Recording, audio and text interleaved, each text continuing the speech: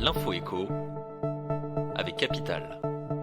Le coup de gueule du jour est poussé par des automobilistes des Yvelines qui deviennent fous à cause d'un radar chantier installé sur le chantier d'élargissement de l'axe Paris-Normandie.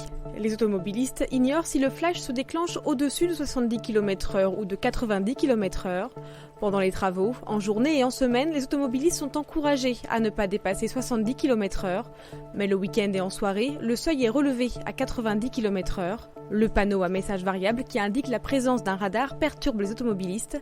Complètement perdus, certains n'ont pas hésité à prendre en photo le panneau 90 km/h, indiquant la limite à ne pas dépasser pour passer devant le radar, et à l'utiliser pour contester leur amende.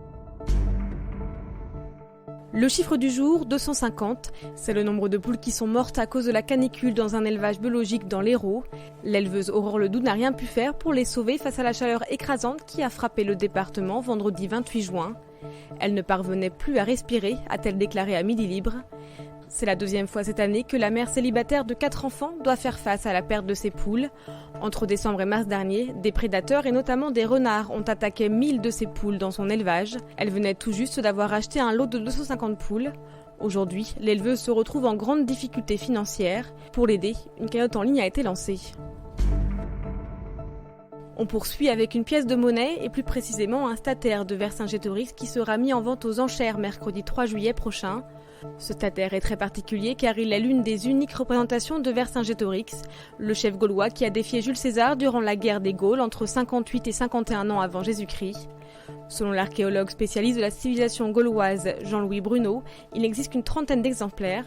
C'est donc une monnaie rare qui est estimée entre 15 000 et 20 000 euros. On termine avec les compteurs Linky. Le tribunal de grande instance de Foix a estimé que les personnes électrosensibles n'étaient pas obligées d'équiper leur domicile d'un compteur Linky. C'est la troisième décision de justice qui va dans ce sens. Pour les personnes qui ont déjà un compteur Linky installé chez eux mais qui ont gagné en justice, Enedis est dans l'obligation d'installer un filtre. Depuis le déploiement des compteurs Linky en France, de nombreux particuliers ont saisi les tribunaux. Jusqu'à présent, la justice a majoritairement débouté les anti-Linky. C'était l'info écho avec Capital.